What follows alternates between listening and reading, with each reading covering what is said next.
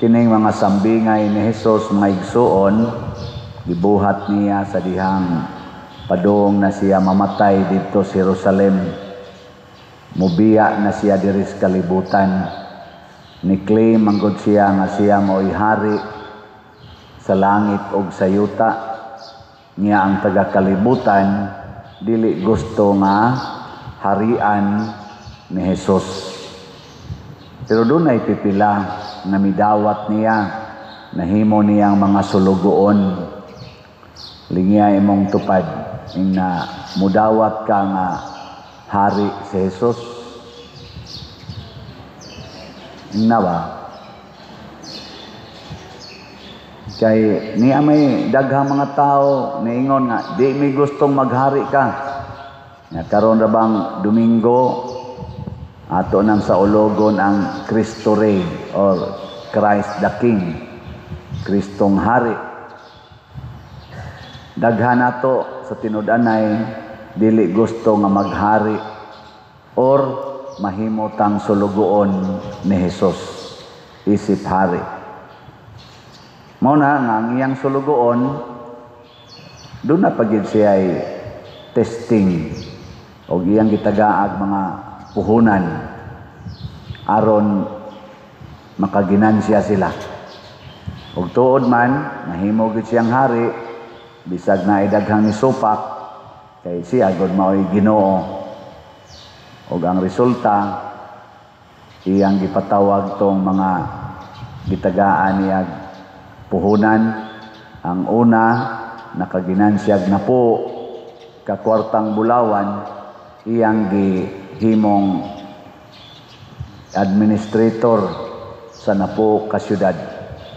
Ang usa 5 ka kwartang bulawan ang iyang naginansya, gihimo sa niyang administrator sa 5 ka syudad. Dako aday premyo no. Ang usa day nato ka ginansya equivalent og usa ka syudad. City ba? Kani dinhi unsa may tawagan ni syudad ni o lungsod? Lungsod. Dili pa ni syudad. Kadto syudad yun. So syudad to sa 5 man. Syudad sa Cebu City, Mandawi, Lapu-Lapu, Talisay, Naga. Ito'y unsa may tawag nimo ana? Mura ka dito og congressman o mura ka gobernador. Dako kay kag ranggo. Basta makaginansya. Nilingya imong tupad na daghan na kaginansya. Daghan. Ana. Basin sa niya mo ka, wa man koy puhunan. Binuang na wala ka kibaw, gitagaan kag puhunan sa Ginoo. Ang usa wa gid ka ginansya, iyang gitaguan ang puhunan haron iuli ra sad niya perting suko sa galon sa hari og iyang gipakuha ang kwartang bulawan nga usa ka buok og gihatag adtong naanay napo. Kay matod palagi niya ang naay iya dugangan, ang way iya kuhaon pa bisan ang jutay nga naa niya. Kini siya i-translate ni nato sa atong kinabuhi nga Kristohanon, mao ni ang gihisgutan sa unang pagbasa. Ang inahan dunay 7 ka anak, mao toy iyang puhunan.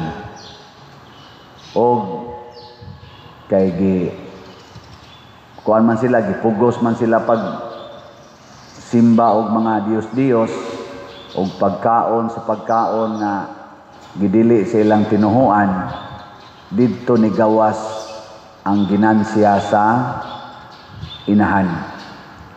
Ang iyang gasas pagtuo iyang gipatakod sa iyang 7 ka anak. Ang resulta, ang iyang 7 ka anak sama niya wa mahadlok magpakamatay, wa mahadlok sa torture sa hari.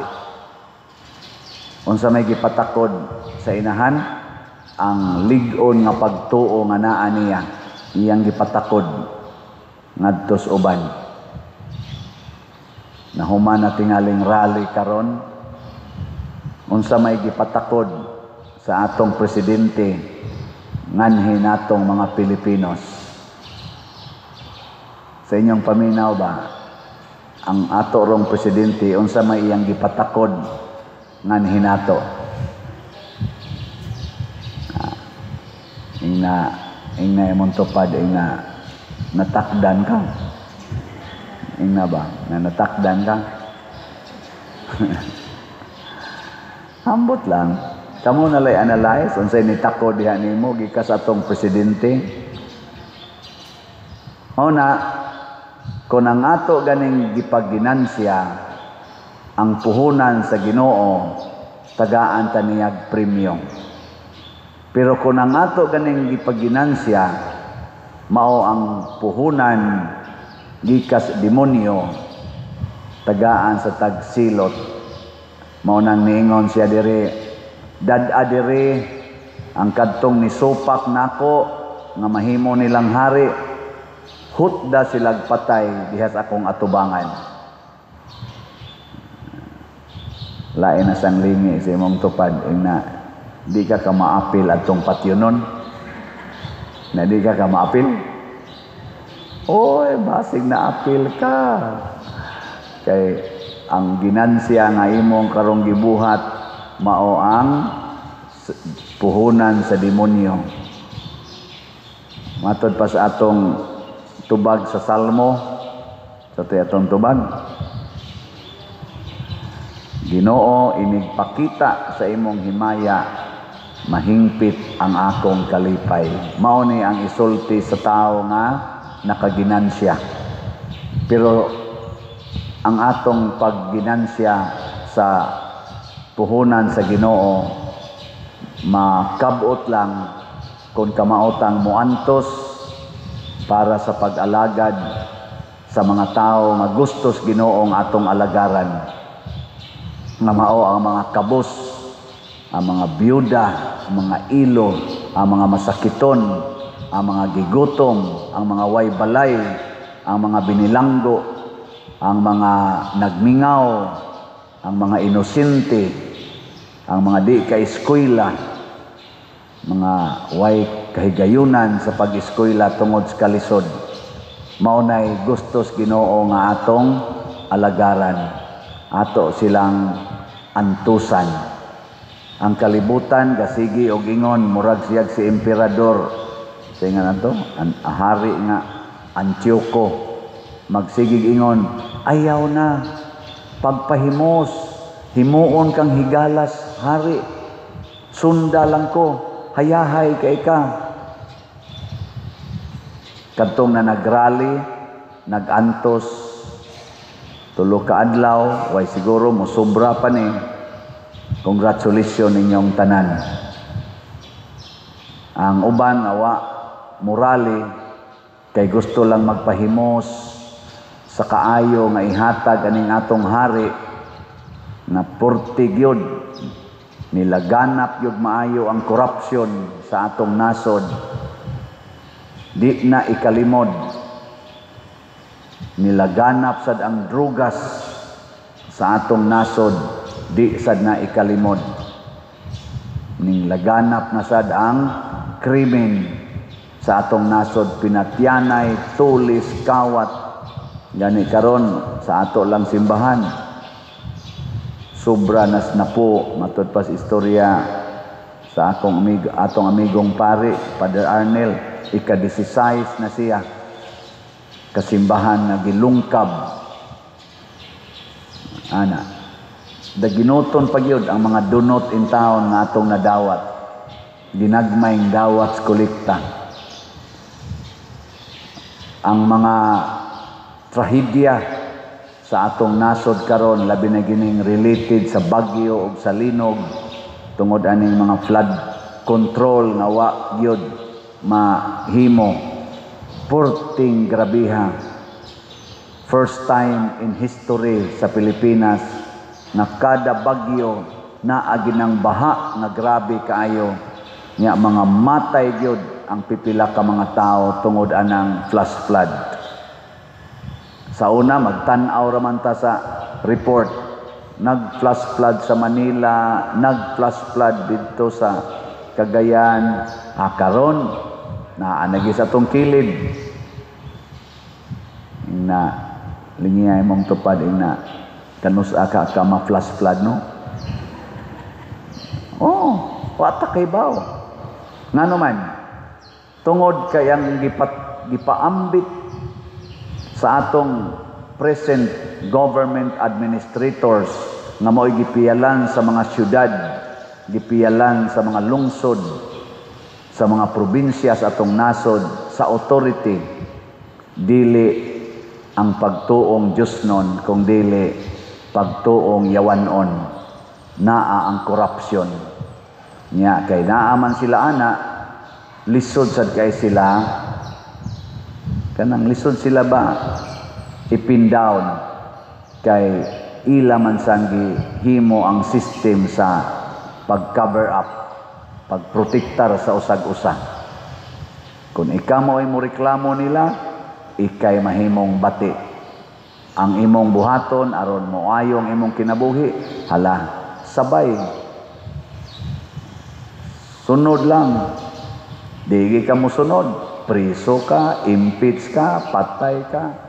Karon lang Sergeant Gutisa sa tilang gisulti di Australia, di priso na di ay priso maopay ni sulti unsay tinuod, gi priso na nya, pugso na nila. Sa una dili nila papulion si Saldico, karong ni sulti na Saldico sa anomalya, priso na ana ipadako pas Interpol.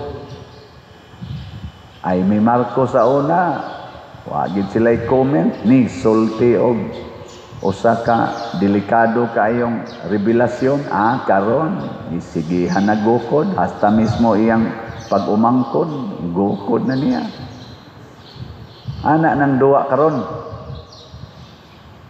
mao na kita patyo nato ning kinaiyaha, kinahanglan mo ginansya ta atong palutawon ang atong gugma pagtuo sa usag-usa. Mo na kining atong pagpamaligyag slat, lingay mong tupad na nalipay baka ng slat, nalipay maunay atong ginansya.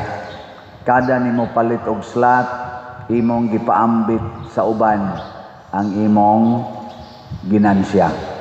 Nya kay imo man gipaambit matud pa ni Kristo, ang naay iya pasabot na iyang ginansya hatagan pa, ang way iya kuhaon. So kamong wa kapalit og slat, siguro yung mangutkot gyud mo sa inyong sige ra gyud mo ka problema lagi magsige ron, kalisod. Pero kanang magsige palit og slat, bisag wa pa nay kwarta, magsige ra nag-smile, nakakaon na kaday sa wa papader sa unya sa ay okay ra basta kapalit lang tag slat ana. Sa ato pa ang imong ginansya ang kalipay. Muna nga ako nasad mong i-update sa atong slat. Ang atong grace or God's reward and complete elation, ang atong halin niabot na og 88,387 ka slots, na apay 611,613 ka slots na available nga tag 100 pesos per slot. Doon na ni 70 slot challenge nga tag 7,265 na ang atong nadawat. Nya ang atong PPSC or Protection and Prosperity of Santiago de Compostela para sa ato din isang mga projects niabot nag 63,158 ka slots ang atong halin, na apay 36,842 ka slots nga available tag 100 pesos per slot. Doon na ni 162 slot challenge nga tag 16,200, 173 na sad ang atong halin. Unya, ang atong DPR or Divine Powerful Response niabot nag 19,788 ang atong halin total. Nya nakuhaan nig 8,773 na nataroy pundo nga 11,014 ka slots tag 100 pesos per slot. Basig puno-punuan ang atong pagtukod og balay sa pagkakaron atong gibana-bana nga naatas mga 16 to 18 houses ang atong matukod. Wa pa ta kasugod kay ato pang gi-survey didto, maghimo patag certain process aron nga ma-analyze nato kinsay tukuran, asa tukuron, gisugda na nato karon og survey. Nyag maset na nato mga 5 unom sugod na ta og trabaho. Basig within 2 weeks from now makasugod na ta ang trabaho. Atong pakpakan ang tanang namalit og slot. Salamat kayo. Nya sa ako sang birthday, salamat kayo. Niabot nag mga 375 ang mga greeters. Pasabot ni palit og slot. O niya 49 ani ni palit og challenge sa akong slot sa birthday 6,200. Atong pakpakan. Salamat kayo. Unsaon kay ito pagpalit og slot? Na malagya po yung mangutana, no? Unsaon pagpalit og slot? Ato lang nang balik-balikon. Una, ipalit din sa atong opisina niya diha sa mga lamisas gawas o adto bas mga kapilya pangailamog OR. Or i-deposito sa atong bank accounts. Kaning atong ipakita nga bank accounts. Pwede sad sa GCash pero puno naman rong atong kasagaran ani atong mga GCash next month na sad ni first week sa next month mao na sanay atong GCash. Or labig yung siguro ipadala sa atong kwarta padala. Piliin lang ni mga ngan na atong gibutang dinhi labi na gid sa akong pangalan kay ma-claim ra gina nato. Ayaw lang ko padadi sa Western Union. Nya ang sa ato sa daing sweet notes inomdumi atong sweet notes karong December 14. Ari diri loyo sa atong simbahan ang atong kanandako natong parking area diha. Anha ta diha mag-concert. Fundraising man So mamalit tag tickets. Ibaw ko naglisod tarog maayo pero ato lang ning sakripisyuhan para gyapon ni sa atong simbahan. Ang atong gold ticket tag 3,000 na ani siya lamisa o naas atubangan gyud kaayo sa stage. Ang atong silver tickets tag 2,000 adto na ni sa sunod nga layer pero dol-dool pa ni sa tubangan naagya po'y table na i-service o lingkuranan. Ang atong bronze wa nay table o nya lingkuranan adto sa pinakaluyo 1,000 per ticket. Ang general admission na ay lingkuranan pero dili gyud tingali kompleto ni adto na ni sa great part sa luyo. Nya kining tanan ato ning gihimo para sa kalambuan sa simbahan o pag-promote og kahiusa natong tanan nga parokyano. Mao na ni ang atong Christmas party, Christmas gathering o fundraising. So 3 in 1 ni siya. Di na lang ta mag-Christmas party gid katong mag-exchanging gift inana. Mao na ni ato exchanging gift isip mga parokyano. So salamat kayo ha. Unya sa katapusan ang Ginoo naghatag gid nato sa tanang maayong butang busa ihatag sad nato sa atong kaigsuonan ang tanang maayo nga atong nadawat. Nya sa pagbuhat niini mahimotang luwas gikan sa kalibutanong kalaglagan.